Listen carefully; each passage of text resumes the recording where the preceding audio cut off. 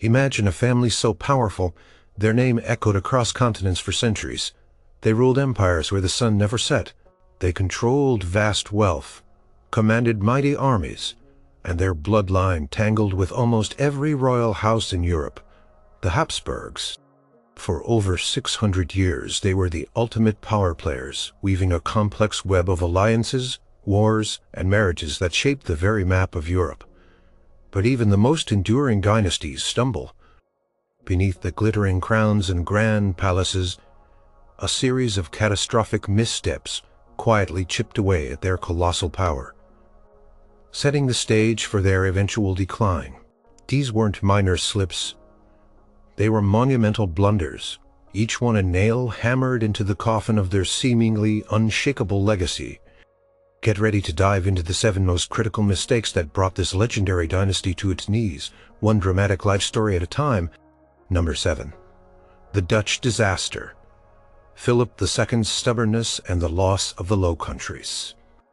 The Spanish Netherlands, a collection of 17 provinces nestled in the damp flatlands where the great rivers met the North Sea, was not just a jewel in the Habsburg crown. It was a bustling, vibrant workshop of Europe.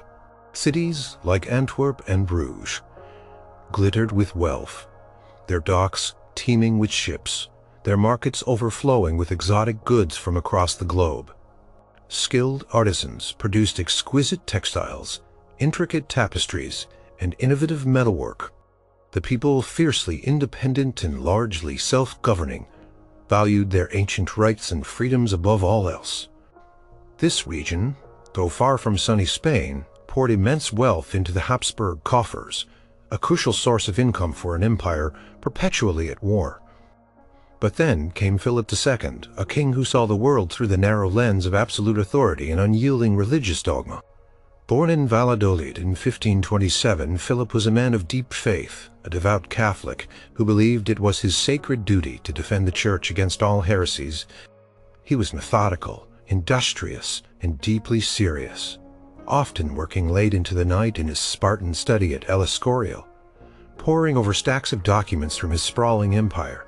Unlike his globe-trotting father, Emperor Charles V, Philip was a monarch of the pen, ruling from afar, his decrees traveling across oceans and continents. He was known for his icy demeanor, his slow, deliberate decisions, and his unshakable conviction that God was on his side. The Low Countries, however, were a different beast entirely. They were a melting pot of ideas, and the winds of the Protestant Reformation had blown fiercely across their flat plains. Calvinism, with its emphasis on individual faith and its rejection of ecclesiastical hierarchy, found fertile ground among the merchants, artisans, and even some of the nobility. For Philip, this was not just a religious difference. It was an act of treason against God and King. He viewed the Protestant leanings of his Dutch subjects as a direct challenge to his divine right to rule and to the purity of the Catholic Church. Philip's critical mistake was his stubborn refusal to compromise. He believed that any deviation from the established order, any concession to Protestantism or local autonomy, would be a sign of weakness, an invitation for chaos. He was determined to enforce the edicts of Charles V, which mandated harsh penalties for heresy, including death. His goal was to centralize power, crush heresy, and impose Spanish rule more directly. This was a direct assault on the traditional liberties and cherished customs of the provinces. In 1566, a wave of iconoclasm, where Protestant mobs ransacked Catholic churches, swept through the Low Countries. This was the final straw for Philip. He responded with overwhelming force, sending one of his most feared generals, Fernando Alvarez de Toledo, the Duke of Alva, to restore order. Alva arrived in 1567 with a veteran army of 10,000 Spanish troops, a force so formidable it struck terror into the hearts of many. He immediately established the Council of Troubles, quickly dubbed the Blood Council by the locals. This tribunal bypassed local courts and prosecuted thousands of suspected heretics and rebels. Estimates suggest that between 1567 and 1573, Alva executed some 18,000 people, and many more had their property confiscated. This brutal repression, rather than quelling the unrest, ignited a full-scale revolt.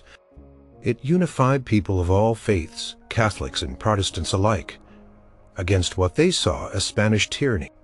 The figure who rose to lead this resistance was William of Orange, a powerful nobleman who had initially served Philip but became disillusioned by the king's uncompromising policies. William, known as the Silent for his discreet nature, became a beacon of hope for the Dutch, advocating for religious tolerance and a return to the old liberties. He was a master of diplomacy, uniting disparate factions, and a tenacious military leader, though often outmatched by the professional Spanish armies. The ensuing conflict, known as the 80 Years' War, became a relentless, grinding struggle that drained the Spanish treasury and consumed Philip's attention for decades. It was a war fought on land and sea, with sieges of fortified cities, naval battles in the shallow waters of the North Sea, and guerrilla warfare in the countryside. The Dutch, despite being a much smaller power, proved incredibly resilient. They harnessed the power of their unique geography, using dikes and floods to their advantage, turning the very land against the invaders. They developed a powerful navy, disrupting Spanish trade and attacking their convoys. Philip, ever stubborn, never truly considered a negotiated peace that would grant the Low Countries the autonomy or religious freedom they craved. He viewed the rebellion as a cancerous growth that must be cut out entirely, no matter the cost. He spent enormous sums of money dispatching army after army, replacing one commander with another, but the rebellion persisted. The costs of maintaining these armies, transporting them across Europe, and financing their campaigns were astronomical. The gold and silver pouring in from the Americas were quickly devoured by the insatiable demands of this war. The war dragged on long after Philip's death in 1598. By then, the northern provinces had effectively broken away, forming the United Provinces, a new, independent republic that would become a global economic and maritime powerhouse. The southern provinces, largely Catholic and more easily subdued, remained under Spanish rule, forming the basis of modern-day Belgium. The loss of the northern provinces was an immense blow to Habsburg prestige and economic power. It proved that even the mightiest empire could be defied and defeated by a determined people fighting for their freedom. Philip's rigid adherence to his principles, his unwillingness to adapt or compromise, had cost his dynasty one of its most valuable possessions, leaving a lasting scar on the map of Europe and a massive hole in the Habsburg coffers. Number 6. Silver, gold, and bankruptcy. Philip II's economic misadventures. Imagine a king who sat atop a mountain of gold. Literally, every year, massive fleets of galleons laden with shimmering silver ingots and glittering gold coins sailed across the Atlantic from the mines of Potosi and Mexico, arriving in the ports of Seville and Cadiz. This was the legendary wealth of the New World, a stream of precious metals that made Spain the envy of Europe and funded the ambitions of its monarch, Philip II. Yet despite this seemingly endless bounty, Philip's reign was marked by repeated devastating bankruptcies. This paradox of immense wealth leading to economic ruin stands as one of the most critical mistakes in Habsburg history. Philip inherited a vast empire from his father Charles V, an empire that spanned continents. But he also inherited his father's debts. Charles, a man of constant movement and endless wars, had borrowed heavily from Genoese and German bankers to fund his military campaigns. Philip, with his own equally ambitious and even more numerous wars, followed suit. He was a king who lived by the sword, and swords, along with the armies that wielded them, cost an astronomical amount of money. The critical mistake was Philip's economic strategy, or rather his lack of one. Beyond simply spending the incoming treasure, he failed to foster a robust domestic economy within Spain. The influx of American silver and gold, instead of being invested in Spanish industry or agriculture, largely flowed out of the country to pay for foreign goods, foreign wars, and foreign loans. Spain became less a producer and more a consumer, heavily reliant on imports from other European nations for everything from manufactured goods to luxury items. This meant that the real beneficiaries of Spain's colonial wealth were often its rivals, particularly the industrious merchants and manufacturers in places like the Netherlands, England, and France. The sheer volume of precious metals also caused massive inflation across Europe, a phenomenon known as the price revolution. As more gold and silver entered circulation, the value of money decreased and prices for goods and services soared. This particularly harmed ordinary Spaniards, whose wages could not keep pace with rising costs, further stifling any internal economic growth. Spanish goods became more expensive than foreign ones, making them uncompetitive. Philip's insatiable appetite for warfare was the primary drain on the treasury. He was constantly at war. The long, brutal 80 Years' War, a costly struggle against the Ottoman Empire for control of the Mediterranean, skirmishes with France, and a protracted naval conflict with England that famously included the attempted invasion by the Spanish Armada in 1588. Each of these campaigns, requiring vast armies, fleets of ships and supplies, cost millions of ducats. Consider the Armada. The construction, outfitting, and manning of this massive fleet alone intended to conquer England consumed an astonishing amount of resources. When the Armada was ultimately defeated, it was not just a military setback, but an economic catastrophe, an investment of immense proportions lost in the waves of the English Channel. To finance these endless conflicts, Philip resorted to constant borrowing. He issued vast numbers of juros, government bonds that promised high rates of return. He borrowed from wealthy banking families in Genoa, Augsburg, and Antwerp, pledging future shipments of American silver as collateral. But the interest payments on these loans quickly became unsustainable. By 1596, roughly two-thirds of the Spanish crown's annual income was being spent simply on servicing its debts. This left very little for anything else, forcing Philip to borrow even more just to keep the government running and the armies fed. The inevitable consequence was repeated declarations of state bankruptcy. Philip declared bankruptcy 4 times during his reign, in 1557, 1575, 1596, and a final posthumous one in 1607. Temante exponere his death, which reflected his lasting financial legacy.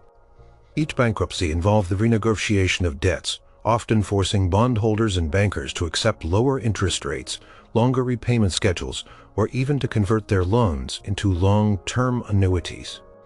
This severely damaged Spain's creditworthiness, making it even harder and more expensive to borrow in the future. Foreign bankers became wary, demanding higher interest rates or more stringent collateral, trapping Spain in a vicious cycle of debt. The economic misjudgments of Philip II had profound long-term consequences. They fostered an economy that was overly reliant on external sources of wealth and lacked internal resilience.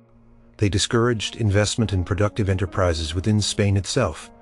They created a cycle of debt and default that hobbled the Spanish monarchy for generations, while the silver and gold of the Americas provided a temporary illusion of limitless power.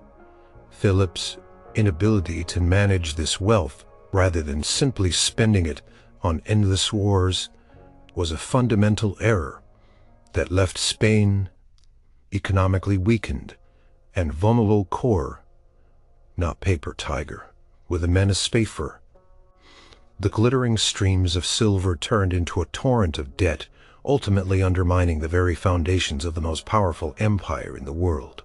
Number 5. The Iron Fist, the Empty Hand, Franz Joseph, and the Stifling of Modernity. The year 1848 exploded across Europe like a string of firecrackers. Revolutions erupted in Paris, Berlin, Rome, and Vienna, shattering the old order. Monarchs trembled, thrones tottered, and the air crackled with demands for liberalism, constitutional government, and national self-determination. Into this maelstrom stepped a young man of 18, Franz Joseph I, who was thrust onto the Habsburg throne as Emperor of Austria and King of Hungary. He would reign for an astonishing 68 years from 1848 until his death in 1916, becoming a symbol of a bygone era. His critical mistake was his unwavering commitment to an outdated model of autocratic rule, his deep-seated resistance to political modernization, and his inability to truly address the burgeoning forces of nationalism within his sprawling, multi-ethnic Ethmir. Schooled in the traditions of divine right, monarchy, and stern military discipline, he viewed himself as God's chosen ruler, tasked with maintaining the stability and unity of his diverse realms. He was a man of immense personal discipline, rising before dawn, working tirelessly, and adhering rigidly to court protocol. He preferred military uniforms to civilian clothes, and his favorite companions were often his generals. His motto, Verbis Unitas, or with united forces, reflected his desire for a strong, cohesive empire. But the world around him was changing at a dizzying pace, and Franz Joseph struggled to keep up. The Habsburg Empire was a mosaic of different peoples. Germans, Hungarians, Czechs, Poles, Ruthenians, Croats, Serbs, Romanians, Italians, and many more. Each group, increasingly aware of its unique language, culture, and history, yearned for greater autonomy, for a voice in its own governance. Liberal ideas demanding civil liberties, freedom of the press, and parliamentary representation were also gaining traction among the educated middle classes. Franz Joseph's initial response to the 1848 revolutions was to suppress them with an iron fist. With the help of Russian troops, he crushed the Hungarian uprising in 1849 and quickly re-established autocratic rule across his lands. His new prime minister, Prince Felix of Schwarzenberg, declared, "Austria must remain a great power, and she will." For the next decade, a system known as neo-absolutism prevailed, with the emperor ruling through a centralized bureaucracy, denying constitutional reforms, and clamping down on dissent. This era, characterized by strict censorship and police surveillance, created a facade of order, but bred deep resentment beneath the surface. The mistake was that this suppression was merely a temporary fix. It did not address the root causes of discontent. The nationalist aspirations of the various ethnic groups did not vanish. They simmered, waiting for an opportunity to erupt again. The desire for liberal reforms also remained strong. By stubbornly clinging to an antiquated model of governance, Franz Joseph alienated large segments of his population and failed to build a genuine sense of loyalty or shared identity across his diverse empire. Further compounding the problem, Austria suffered a series of military defeats in the 1850s and 1860s. The Crimean War revealed its diplomatic isolation, and the wars against France and Sardinia in 1859, and especially against Prussia in 1866, shattered its military prestige and cost it Valmony and Italy. These defeats highlighted the internal weaknesses of the empire and made it clear that the old system was no longer viable. Under immense pressure, Franz Joseph was forced to make concessions. His most significant and arguably most problematic compromise came in 1867 with the Austro-Hungarian Compromise, or Oszalik. This agreement transformed the Austrian Empire into the dual monarchy of Austria-Hungary. It granted Hungary near equal status, creating two separate states, the Austrian Empire and the Kingdom of Hungary, Transleithania, each with its own parliament and government, but united under a single monarch. Franz Joseph remained Emperor of Austria and King of Hungary, and common ministries for foreign affairs, war, and finance. While the compromise solved the immediate problem with the powerful Hungarians, it created new ones. By elevating the Hungarians to a dominant position, it deeply alienated the other ethnic groups in the empire, particularly the Slavs, Czechs, Poles, Croats, Serbs, who felt mortalized and betrayed. They too wanted equal rights and greater autonomy. This sparked a new wave of nationalist agitation, with Czechs demanding a similar arrangement for Bohemia and South Slavs dreaming of a unified Yugoslav state. Franz Joseph and his governments consistently failed to find a lasting solution to the nationality question. They dabbled in limited reforms, offered minor concessions, but never committed to a fundamental restructuring that would grant genuine equality or self-determination to all the empire's peoples. Franz Joseph's personal style also hindered progress. He was a micromanager, often getting bogged down in minor details, while failing to grasp the broader currents of change. He trusted only a small circle of advisors, and his court remained steeped in tradition and conservative thinking. He was often described as being frozen in time, unable to truly connect with the modernizing world outside the Hofburg Palace. His refusal to grant broader universal suffrage for much of his reign, his reluctance to embrace a truly parliamentary system, and his general aversion to anything that smacked of democracy. The consequence of this stubborn resistance to modernity was a slow, internal decay. The empire remained an economic powerhouse, and its culture flourished in many ways, but its political structure was a ticking time bomb. The festering grievances of the various nationalities, the frustrated aspirations of liberals, and the rigid, antiquated nature of the monarchy made Austria-Hungary increasingly unstable. When the Archduke Franz Ferdinand, Franz Joseph's nephew and heir, was assassinated in Sarajevo in 1914, it was the spark that ignited the First World War. The empire, weakened by its internal divisions and its inability to adapt, crumbled under the pressures of the global conflict, ultimately dissolving in 1918. Franz Joseph's long reign, marked by an unwavering but ultimately self-defeating adherence to the past, left his empire ill-equipped to survive the challenges of the 20th century. Number 4. A crown too large. Ferdinand I and the failed centralization of the Holy Roman Empire. Imagine a crown impossibly heavy designed for a head that was not quite one. That was the reality for Ferdinand I, younger brother of the mighty emperor Charles V. When Charles, exhausted by the burdens of his vast empire, decided to abdicate in 1556, he split his immense dominions. His son, Philip II, received Spain, its overseas colonies, the Netherlands, and Italian possessions. Ferdinand, meanwhile, inherited the ancestral Habsburg lands of Austria, Bohemia, and Hungary, along with the prestigious but notoriously fragmented title of Holy Roman Emperor. The critical mistake, however, was not Ferdinand's alone, but an inherent structural flaw within the Holy Roman Empire itself, a flaw that even his considerable diplomatic and administrative skills could not overcome here. The enduring failure to centralize power and forge a cohesive state. Ferdinand I, born in 1503, was a man of intellect and pragmatism, a sharp contrast to his more rigid brother Philip.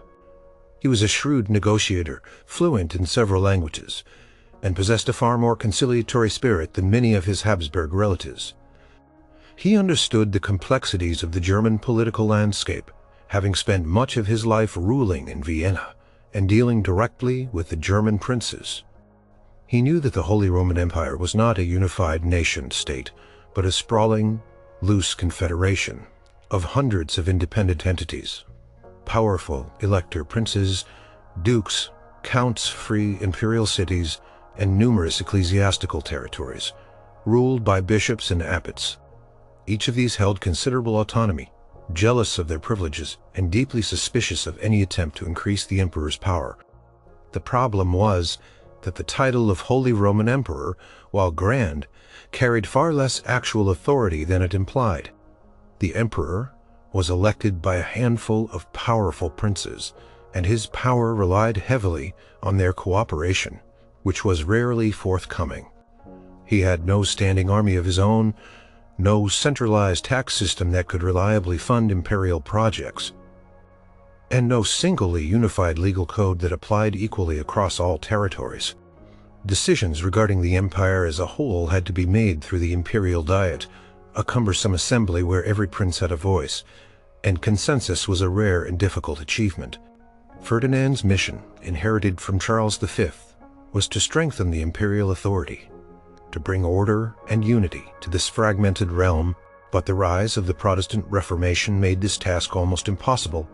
Martin Luther's challenge to the Catholic Church had fractured the religious unity of Germany.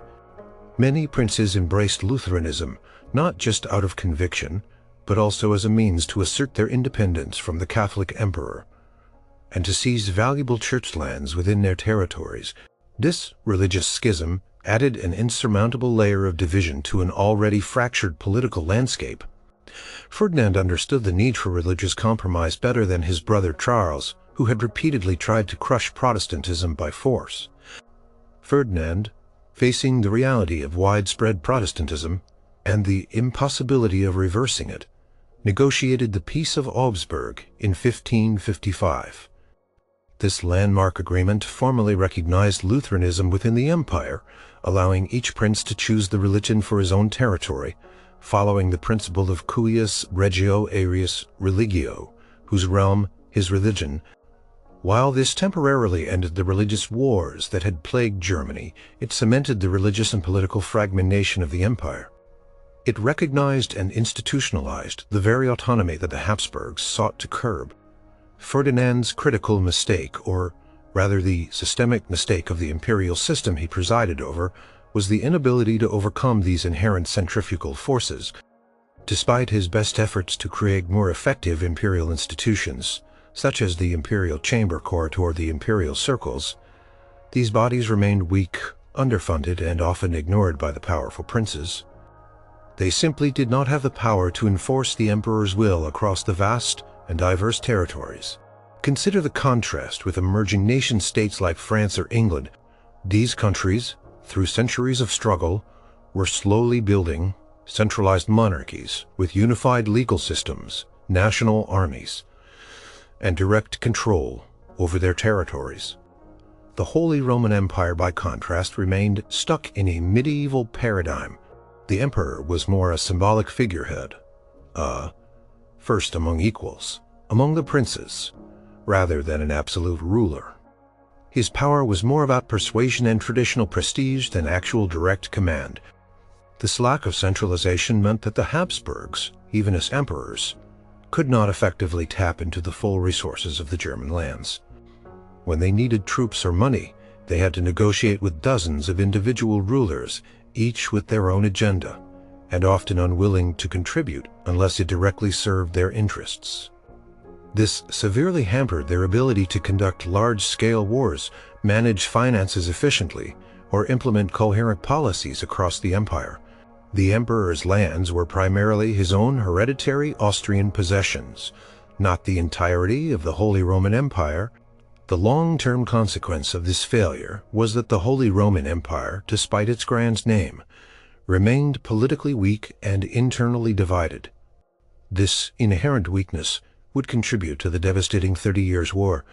A few decades later, when attempts to re-centralize power and impose religious uniformity ignited a catastrophic conflict. Even after that war, the empire emerged even more fragmented than its constituent states, further solidified in their independence. The Habsburgs would continue to hold the imperial title until its dissolution by Napoleon in 1806, but their power as emperors was always constrained by this fundamental flaw.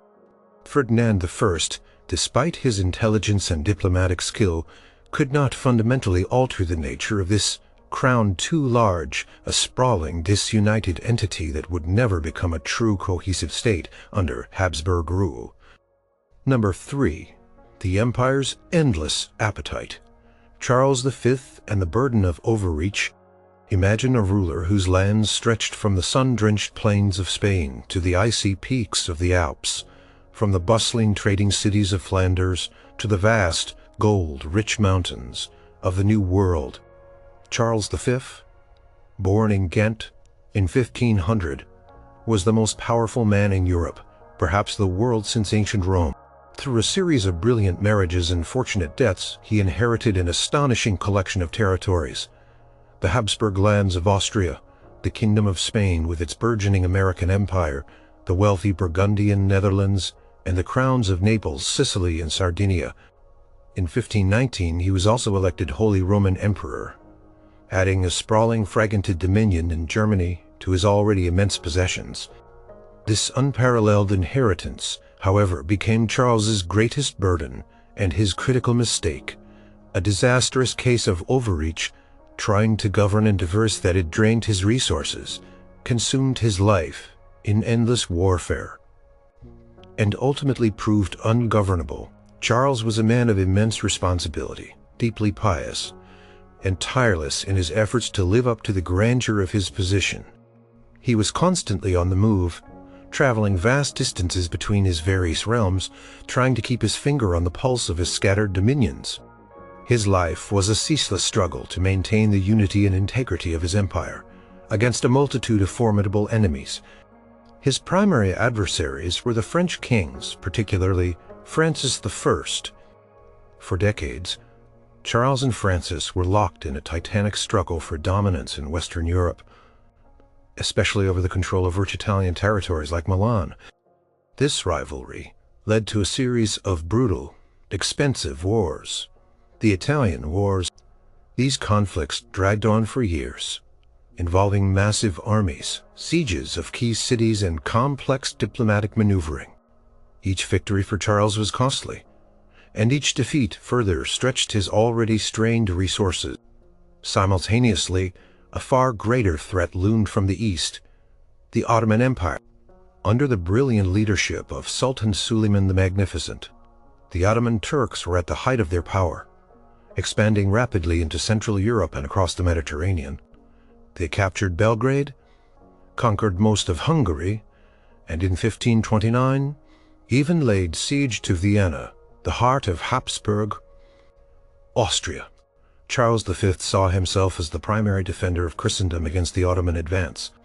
This commitment meant diverting enormous military and financial resources to the Hungarian frontier and to naval campaigns in the Mediterranean to combat Ottoman corsairs and fleets.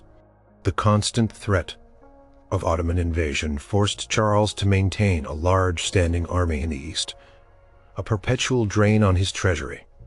And then there was the Protestant Reformation. Just 2 years after Charles became emperor, Martin Luther nailed his 95 Theses to the church door in Wittenberg, unleashing a religious upheaval that tore Germany apart. Charles, a staunch Catholic, viewed Protestantism as a dangerous heresy that threatened both the spiritual purity of his empire and his own imperial authority. He spent decades trying to suppress it through theological debates, political pressure, and eventually military force. He waged war against the Schmalkaldic League, an alliance of Protestant princes, even achieving a victory at the Battle of Mühlberg in 1547. But the religious divisions were too deep-seated to be stamped out by force. This internal conflict further weakened the Holy Roman Empire, preventing any true unity and diverting attention and resources from external threats. The mistake was not just having many enemies, but trying to fight them all simultaneously and across such a vast, disconnected empire. Charles was constantly shuttling between Spain, Germany, the Netherlands, and Italy, trying to manage conflicts that often had little to do with each other.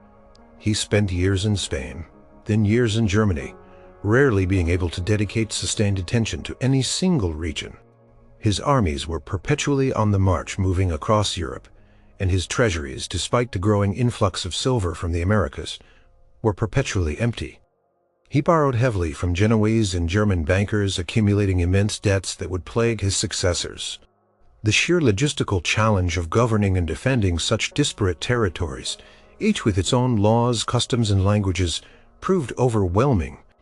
Charles's ambition to create a universal Christian monarchy, a true empire that would unite Europe under one banner, proved impossible. He never achieved lasting peace with France, he never definitively crushed the Ottomans, and he never reunited the Christian Church. Instead, his reign was a relentless cycle of war, diplomacy, and debt.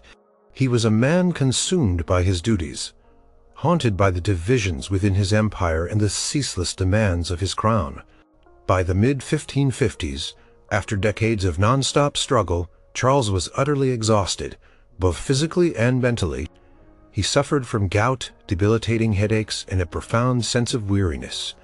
He realized the impossibility of his task. In a series of dramatic ceremonies in 1555 and 1556, Charles V abdicated all his titles, dividing his immense empire between his son Philip II and his brother Ferdinand I. He then retired to a monastery in Eusta, Spain, where he lived out his final years in quiet contemplation. His abdication was a stark admission that his empire, though glorious in its extent, was simply too much for one man to govern effectively. The burden of overreach had finally broken even the mightiest of Habsburgs. Number 2. Fanaticism's fire. Ferdinand II and the 30 Years' War. The first few decades of the 17th century in Central Europe were a tense, uneasy truce. The Peace of Augsburg, signed in 1555, had granted princes the right to choose the religion of their land, creating a patchwork quilt of Catholic and Protestant states within the Holy Roman Empire. It was an imperfect peace, but it largely held for 60 years. Then came Ferdinand II, born in 1578.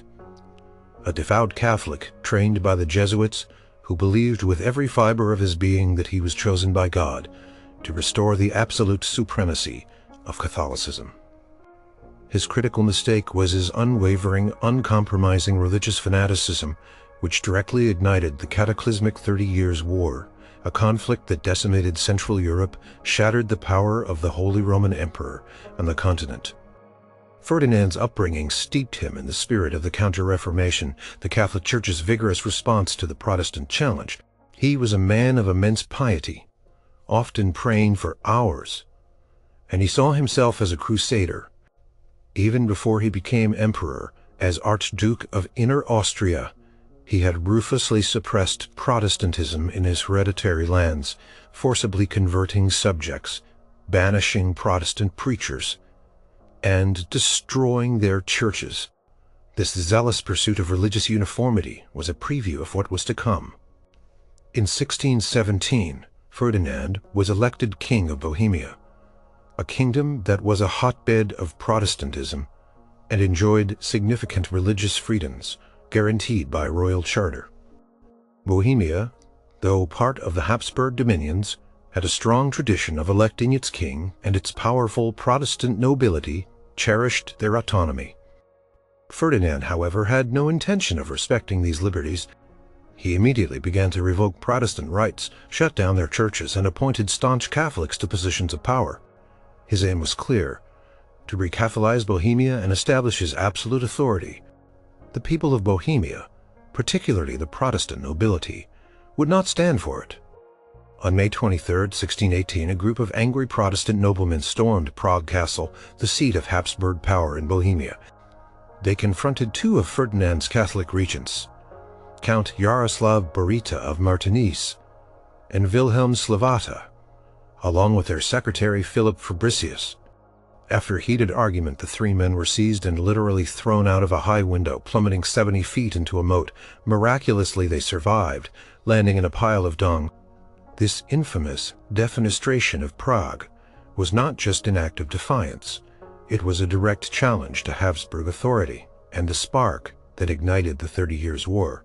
Ferdinand, now Holy Roman Emperor, after the death of his cousin in 1619, responded with predictable fury. He saw the Bohemian revolt not as a political dispute, but as an affront to God and his rightful rule. He refused any compromise. The Bohemian estates, in turn, deposed Ferdinand and elected Frederick V, the Protestant Elector Palatine, as their new king. This was an open rebellion, and Ferdinand was determined to crush it. The war began as a localized conflict, but Ferdinand's uncompromising stance quickly drew in other powers. His initial victories, particularly at the Battle of White Mountain in 1620, where the Bohemian rebels were decisively defeated, emboldened him. He imposed harsh retribution on Bohemia, executing rebel leaders, confiscating the lands of the Protestant nobility, and initiating a brutal, forced Recatholicization campaign that stripped Bohemia of its traditional liberties and fundamentally changed its social and religious landscape. Ferdinand's success, coupled with his ambition to restore imperial authority and Catholic dominance across the Holy Roman Empire, alarmed the Protestant princes of Germany and the other great powers of Europe. Denmark, fearing Habsburg expansion and the suppression of Protestantism. Then Sweden, led by the brilliant Protestant King Gustavus Adolphus, entered the fray, pushing back Habsburg forces and dramatically shifting the tide of the war. Finally, Catholic France, led by Cardinal Richelieu, despite its shared religion with the Emperor, entered the war against the Habsburgs. France feared the overwhelming power of a united Catholic Holy Roman Empire on its borders more than it feared Protestantism. This transformed the conflict from a religious civil war in Germany into a pan-European power struggle. Ferdinand's critical mistake was his inability to grasp the political realities beyond his religious convictions. His refusal to compromise on religious matters, his relentless pursuit of a monolithic Catholic empire, ensured that the war would continue to escalate, drawing in more and more combatants. He refused to entertain peace proposals that did not involve the complete submission of Protestants and the restoration of imperial authority, even as his lands were being devastated. The consequences were catastrophic. The 30 Years' War, lasting from 1618 to 1648, was one of the most destructive conflicts in European history. Armies crisscrossed Germany, pillaging, burning, and spreading disease. Estimates suggest that between 25% and 40% of the German population perished, with some regions losing as much as 70%. Entire villages were wiped off the map. Agriculture collapsed. Trade routes were disrupted, and social order broke down. The war left the Holy Roman Empire a desolate wasteland, its economy shattered and its political structure irrevocably weakened. When the war finally ended with the Peace of Westphalia in 1648, it was a profound defeat for Ferdinand's vision. The treaties largely confirmed the religious divisions of Germany, reasserting the principle of cuius regio, eius religio, and even extending religious tolerance to Calvinism. More significantly, it formally recognized the virtual independence of the hundreds of states within the Holy Roman Empire, severely curtailing the emperor's power and ensuring that the empire would remain a loose collection of sovereign entities rather than a unified state. The Habsburgs' dream of a powerful, centralized Catholic Holy Roman Empire under their undisputed control was dead. Ferdinand's fanatical devotion to his beliefs, his refusal to countenance any deviation from his vision, had plunged Europe into an unimaginable nightmare, ultimately diminishing the very power he sought to strengthen and leaving behind a legacy of unparalleled devastation. Number 1. The peril of pure blood, Charles II and the end of the Spanish line. In the royal nurseries of Madrid, a new Habsburg heir arrived in 1661. A tiny, sickly prince named Charles. He was greeted with a mixture of desperate hope and chilling dread. His birth was hailed as a miracle, for his father, Philip IV, had no other surviving male heir, and the Spanish Habsburg line teetered on the brink. But as the infant grew, it became painfully clear that this was no miracle. This was a tragedy. The living embodiment of centuries of royal inbreeding. A critical mistake not of his own making, but passed down through generation. Charles II of Spain, known as El Pequeñito, the Bewitched, due to his physical and mental infirmities, was the ultimate horrifying consequence of the Habsburg obsession with pure blood and maintaining dynastic power through endless intermarriage. His inability to produce an heir directly led to the War of the Spanish Succession, plunging Europe into another devastating conflict. The Habsburgs were a family obsessed with lineage, with keeping power and territories within their bloodline. To achieve this, they practiced an extreme form of endogamy, marrying first cousins, uncles to nieces, and other close relatives with astonishing frequency. Charles II's family tree was a bewildering tangle of repeated names. For example, his parents, Philip IV and Mariana of Austria, were uncle and niece. His paternal grandmother was also his maternal great-grandmother. His mother was also his first cousin once removed. His inbreeding coefficient, a genetic measure of the probability of inheriting two identical genes from a single ancestor, was higher than that of offspring of incest. It was a genetic time bomb, and Charles II was its ultimate victim from birth. Charles was a frail child. He could not speak until he was 4, and could not walk until he was 8. He suffered from an enlarged, malformed jaw, the infamous Habsburg jaw, so severe that he could barely chew food, causing him to drool constantly and making his speech almost unintelligible. His tongue was so large it prevented him from closing his mouth. He was plagued by a host of other ailments: rickets, epilepsy, chronic D'Astrone-style problems, frequent fevers, and bouts of depression. Contemporaries described him as short, weak, often sickly, and with a pallid complexion. His intelligence was limited, and his mind was often described as simple or childlike. He struggled with basic learning and showed little interest in affairs of state, often relying entirely on his advisors and his mother, Maria. As Charles grew older, the urgent matter of succession became the overriding concern of the Spanish court and all of Europe.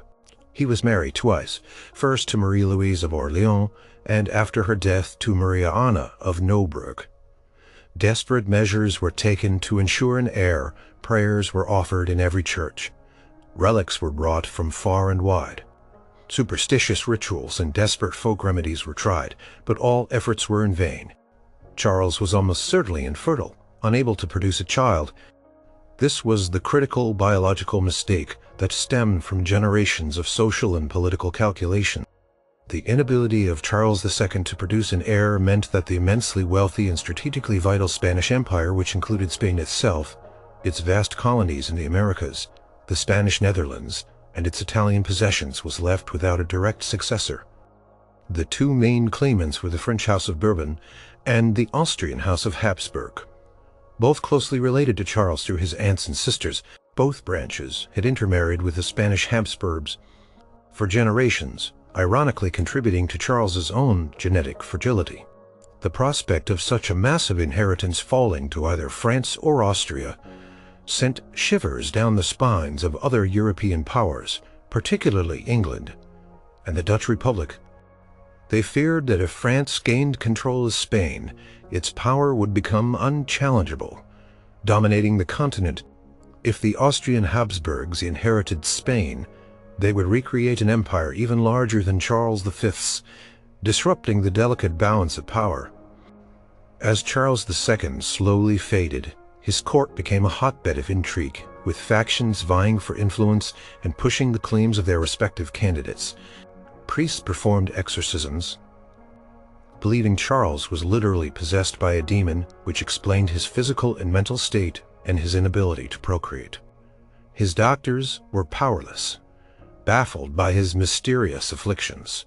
Charles II finally died in November 1700, just shy of his 39th birthday. His death, long anticipated, was nevertheless a moment of profound crisis. In his will, pressured by French sympathizers at his court, he named Philip, Duke of Anjou, a grandson of Louis XIV of France, as his sole heir. He did so with the condition that the crowns of France and Spain would never be united on one head. This was a desperate attempt to preserve the integrity of his empire. However, Louis XIV immediately declared that the Pyrenees no longer exist, effectively uniting the two most powerful monarchies in Europe under a single dominant French influence. This immediately triggered the War of the Spanish Succession, 1701 to 1714. A brutal, widespread conflict that involved all the major European powers. For over a decade, armies clashed across Europe, and in the colonies, battles raged, and thousands died, all to determine who would sit on the throne of Spain and how its vast empire would be divided. By the end of the war, the Spanish throne did go to Philip of Anjou, establishing the Bourbon dynasty in Spain, where it remains to this day. But the price was immense. Spain lost its European possessions. The Spanish Netherlands went to the Austrian Habsburgs. Naples and Sardinia went to Austria, and Sicily went to Savoy. England gained Gibraltar and the right to trade slaves with Spanish America. The war effectively ended Spain's dominant role in European power politics. The sad, sickly figure of Charles II, the last of the Spanish Habsburgs, was the living monument to a dynastic strategy that, while initially incredibly successful in accumulating power, ultimately became its own undoing. The drive for pure blood and concentrated power through inbreeding had produced a physically and mentally broken monarch, one unable to fulfill the most basic royal duty: to produce an heir. This biological dead end, a self-inflicted wound, directly shattered the Spanish Habsburg line and ignited a continent-spanning war that redrew the map of Europe. It was the ultimate tragic cost of a family's relentless pursuit of its own bloodline.